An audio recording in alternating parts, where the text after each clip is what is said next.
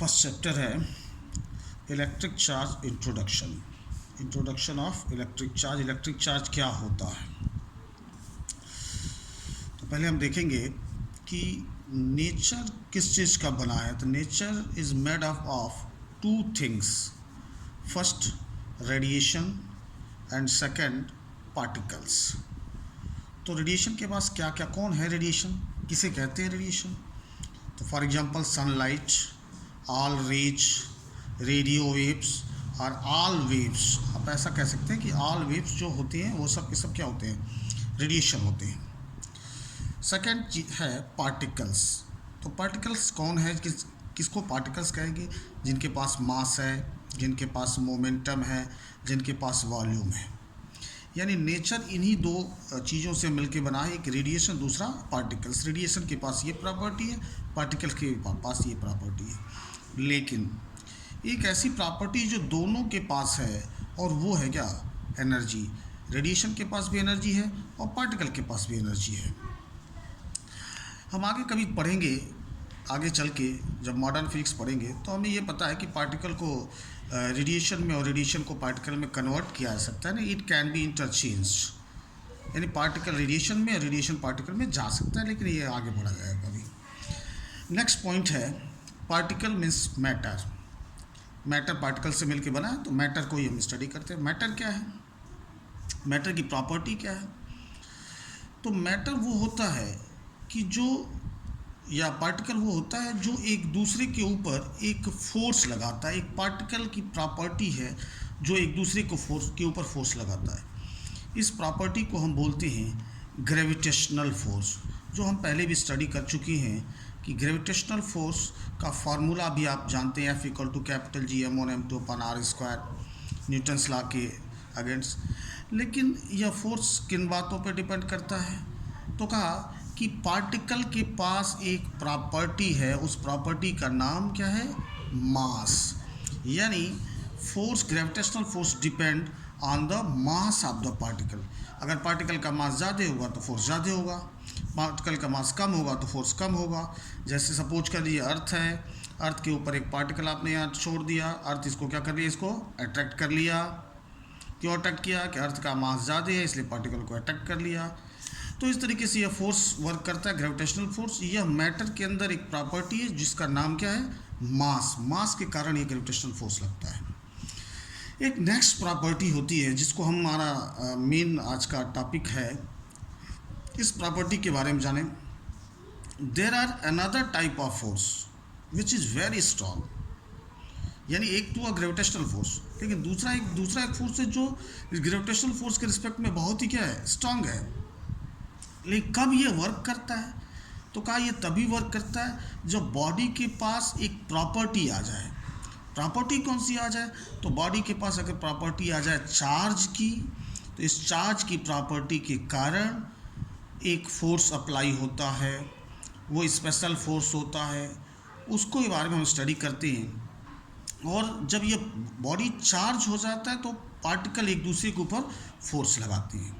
क्यों चार्ज होता है, कैसे चार्ज होता है, अगर उसके बारे में स्टडी करना हम शुरू करें तो हम देखेंगे। सपोज कर लीजिए कि एक पेन है आपके पास प्लास्टिक का, और उसको आप अगर हेयर में रब करें और रब करके अगर छोटे छोटे पेपर पीस ले लें, तो हम देखेंगे इस पेपर पीस को ये क्या कर रहा है, अटैक कर रहा है। यानी हम यह मान के चल रहे हैं कि इसको रब करने से इसके पास एक प्रॉपर्टी आई, और उस प्रॉपर्टी को हम बोलेंगे क्या, चार्ज। यह चार्ज हो गया जिसके कारण यह पेपर पीस को ईजिली क्या करने लगा, अट्रैक्ट करने लगा। यानी इस पेन के पास एक प्रॉपर्टी है, जिस प्रॉपर्टी को हमने बोला क्या हुआ, पेन चार्ज हो गया, जिसके कारण इस पेन और इस पेपर के बीच एक स्ट्रॉन्ग फोर्स ऑफ अट्रैक्शन काम करने लगा, और जिस फोर्स को बोलते हैं हम क्या, इलेक्ट्रोस्टैटिक फोर्स। हम आगे इसके बारे में और स्टडी करेंगे। चार्ज के टाइप्स की बात करते हैं। There are two types of charge, first negative charge, second positive charge. There दो तरीके के चार्ज हो गए, एक निगेटिव होगा, दूसरा पॉजिटिव हो गया। अब पेन को रब करने से ये प्रॉपर्टी आई कैसी, तो सपोज करिए पेन किसका बना है, एटम का बना है एंड मॉलिक्यूल का बना है। मॉलिक्यूल का भी होगा तो एटम ही है, एटम मिलके मॉलिक्यूल बनाते हैं, आप सब लोग जानते हैं। एटम किसका बना है, तो कहा इलेक्ट्रॉन प्रोटॉन और न्यूट्रॉन का बना है। यानी एटम के पास चार्ज कितना होता है, कहा इंडिविजुअल एटम के पास चार्ज क्या होता है, 0 होता है। लेकिन जैसे ही हमने इसको रब किया तो रब करते ही इलेक्ट्रॉन एक क्या हो गया, इसका निकल गया, और जैसे ही इलेक्ट्रॉन निकला तो इसके ऊपर एक पॉजिटिव चार्ज आ गया। यानी चार्ज डेवलप कैसे हुआ, तो कहा चार्ज डेवलप होने के पीछे एक ही रिस्पॉन्सिबल, वो कौन है, इलेक्ट्रॉन। जब इलेक्ट्रॉन निकला तो एटम के ऊपर चार्ज आया किसका, पॉजिटिव। यानी अगर इलेक्ट्रॉन निकला नहीं होता तो इसके ऊपर चार्ज नहीं होता। तो चार्ज के लिए रिस्पॉन्सिबल कौन है, इलेक्ट्रॉन है। इलेक्ट्रॉन निकल गया तो इसके ऊपर चार्ज पॉजिटिव आ गया। अगर इलेक्ट्रॉन इसको मिल गया तो इसके ऊपर चार्ज क्या आ गया, निगेटिव आ गया। यानी निगेटिव और पॉजिटिव दो चीज़ें हैं, दो प्रॉपर्टी है, इसलिए ना निगेटिव नाम की कोई चीज़ होती है ना पॉजिटिव। इन दोनों का कैरेक्टर एक दूसरे क्या होता है, ठीक अपोजिट होता है। इसलिए हम इसको एक को निगेटिव बोलते हैं, दूसरे को क्या बोलते हैं, पॉजिटिव बोलते हैं। ठीक है। अब चार्ज जो प्रॉपर्टी है उसका यूनिट क्या है, तो चार्ज का यूनिट क्या होता है, कूलाम। चार्ज का unit coulomb and denoted by C, denoted by C. अब बात करते हैं कि चार्ज की प्रॉपर्टी क्या क्या है। तो चार्ज की ढेर सारी प्रॉपर्टी है, लेकिन इसमें कुछ हम जानेंगे। प्रॉपर्टी नंबर 1, फर्स्ट प्रॉपर्टी है चार्ज आर कंजर्व्ड। यानी charge can neither be created nor be destroyed. यानी it follow the law of conservation of charge. यह law of conservation of charge को क्या करता है, फॉलो करता है। Charge can neither be created nor be destroyed. For example, ये example आपने पढ़ा भी है पहले के किसी क्लास में, कि यूरेनियम को अगर एनी हाउ इसको तोड़ा जाए तो हमें थोरियम मिलता है और क्या मिलता है, हीलियम मिलता है। और हम आप ऐड करें तो 238 है, देखिए 234 + 4 38, 92 है, 90 + 2 क्या 92।